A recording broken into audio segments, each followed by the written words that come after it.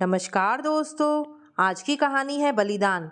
तुम मेरी सगी माँ नहीं हो ना, इसलिए मुझे पूरा दिन डांटती रहती हो। दादी सही कहती है, तुम्हें ममता है ही नहीं, इसीलिए तो तुम्हारी अपनी कोई संतान नहीं हुई। सुगंधा रोते रोते ऐसा कहते हुए अपने कमरे में चली गई और सुगंधा की माँ वृंदा, सौतेली माँ वृंदा बुद्ध बनी वहीं की वहीं खड़ी रह गई। वृंदा को समझ ही नहीं आया कि उसकी बेटी उसे क्या बोलकर चली गई है। वह क्या प्रतिक्रिया व्यक्त करे। कुछ समय के लिए उसके दिल दिमाग ने काम करना बंद कर दिया था।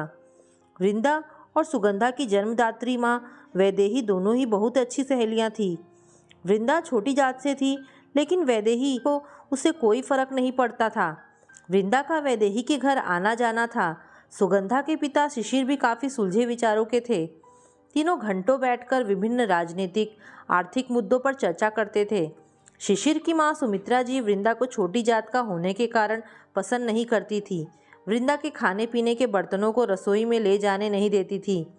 मौका मिलते ही वह उसकी जाति को लेकर उस पर कोई ना कोई ताना भी मार देती थी, लेकिन वृंदा उनकी बातों का बुरा नहीं मानती थी। उसका कहना था कि जिन मान्यताओं को वो बचपन से मानती आई है, अब एकदम से इस उम्र में कैसे छोड़ सकती है। हमें तो उनका शुक्रिया अदा करना चाहिए कि कम से कम वे घर में मेरे आने जाने पर तो रोक नहीं लगाती और कभी कभी हमारे साथ बैठ भी जाती है।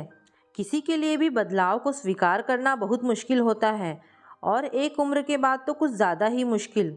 वृंदा के सुलझे हुए विचारों से शिशिर बहुत प्रभावित थे और उसका बहुत सम्मान भी करते थे।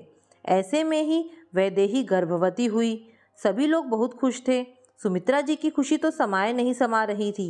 वृंदा के प्रति भी उनके व्यवहार में नरमी आ रही थी।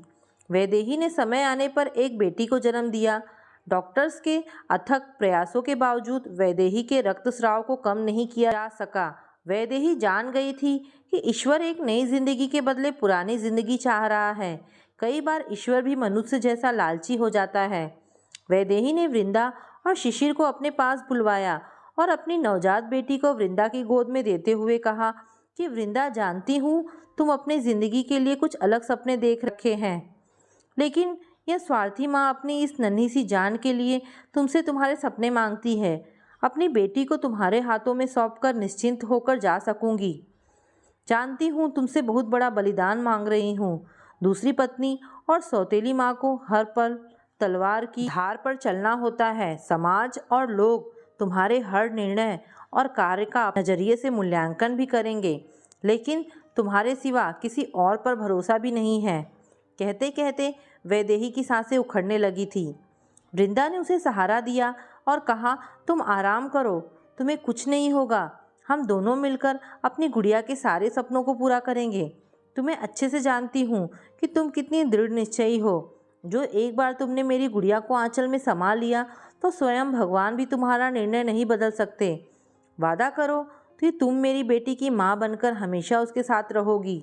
हो सके तो अपनी इस अभागी सखी को तुम्हें इस दुविधा में डालने के लिए माफ़ कर देना। ऐसा कहकर वैदेही हमेशा हमेशा के लिए इस दुनिया से रुखसत हो गई थी और वृंदा उसे अपने मन की बात तक नहीं बोल पाई थी। शिशिर ने वृंदा को वैदेही के वादों से मुक्त करते हुए कहा भी था कि वृंदा, यह तुम्हारी जिंदगी है, तुम्हें अपने तरीके से जीने का पूरा हक है। मैं तुम्हें वैदेही के वादों से मुक्त करता हूँ। वृंदा कोई निर्णय नहीं ले पा रही थी। उसने शिशिर से सोचने के लिए कुछ वक्त मांगा। इसी बीच वृंदा लगातार सुगंधा की देखभाल के लिए आती रहती थी। शिशिर पर उसकी माँ दूसरी शादी के लिए दबाव बनाने लगी थी। शिशिर के लिए प्रतिरोध करना मुश्किल हो रहा था। वैसे भी वैदेही के जाने के बाद शिशिर काफ़ी टूट सा गया था। आखिर वृंदा ने अपने सपनों के ऊपर अपनी सखी से किए वादे को तरजीह दी और उसने सुगंधा की माँ बनने का निर्णय ले लिया। वृंदा की जाति को लेकर वृंदा को नापसंद करने वाली सुमित्रा जी भी तुरंत इस रिश्ते के लिए मान गई। वे अपने बेटे का घर हर कीमत पर दोबारा बसते हुए देखना चाहती थी। शादी के कुछ समय बाद सुमित्रा जी वृंदा पर बच्चे के लिए दबाव बनाने लगी। उनकी इच्छा थी कि घर को अपना एक चिराग भी मिल जाए। रोशनी तो पहले से ही है। सुमित्रा जी की इच्छा पूरी नहीं हो रही थी। उन्होंने रोज मंदिर देवालयों के चक्कर लगाना शुरू कर दिया। कभी कभी वृंदा को भी लेकर जाती। तब एक दिन थक हार कर वृंदा और शिशिर ने उन्हें बताया कि वृंदा कभी माँ नहीं बन सकती। सुमित्रा जी का उस दिन से वृंदा के प्रति व्यवहार बदल गया। वृंदा ने सुमित्रा जी से झूठ बोला था और शिशिर को भी इसमें शामिल कर लिया था। वास्तव में वृंदा गर्भवती भी हो गई थी, लेकिन वह बच्चा नहीं चाहती थी। शिशिर ने उसे बच्चा रखने के लिए समझाया भी था। तब वृंदा ने कहा कि शिशिर, मैं सुगंधा को दिलो जान से चाहती हूँ, लेकिन खुद के बच्चे के कारण कहीं मैं जाने अनजाने में सुगंधा का दिल ना दुखा दूँ। अगर सुगंधा को मेरी वजह से कोई भी तकलीफ हुई तो मैं वैदेही को ऊपर जाकर क्या जवाब दूंगी। तब शिशिर ने वृंदा को कहा, लेकिन वृंदा, माँ बनना तो हर औरत का सपना होता है। पहले ही तुम हमारे लिए अपने सपनों का बलिदान कर चुकी हो। शिशिर, मैं तो बिना प्रसव पीड़ा से गुजरे हुए पहले से ही माँ हूँ, तो दोबारा माँ बनने के लिए प्रसव पीड़ा से क्यों गुजरूँ? वृंदा ने जवाब दिया। फिर भी शिशिर ने कहा, बस शिशिर, हम इस बारे में और बात नहीं करेंगे। वृंदा ने कहा। और माँ से क्या कहेंगे? शिशिर ने पूछा। कह देंगे कि मैं कभी माँ नहीं बन सकती, नहीं तो झूठी उम्मीद लिए वे मंदिरों के चक्कर काटती रहेंगी। वृंदा ने कहा, तुम पागल हो गई हो? बांझ का लांछन लिए पूरी उम्र कैसे जियोगी, जबकि तुम बांझ नहीं हो? शिशिर ने कहा। जानती हूँ बांझ नहीं हूँ, इसलिए तो लांछन नहीं लगेगा मुझे। वृंदा ने मुस्कुराते हुए कहा। तुम्हारे लिए किन शब्दों का इस्तेमाल करूँ समझ नहीं आ रहा। तुम हमारे लिए इतना सब। वृंदा ने शिशिर की बात खत्म करने से पहले ही अपना हाथ उसके मुंह पर रख दिया। अब तुम डॉक्टर से अपॉइंटमेंट ले लो। वृंदा ने अपनी कोख अपनी खुद के हाथों से ही नष्ट कर दी थी।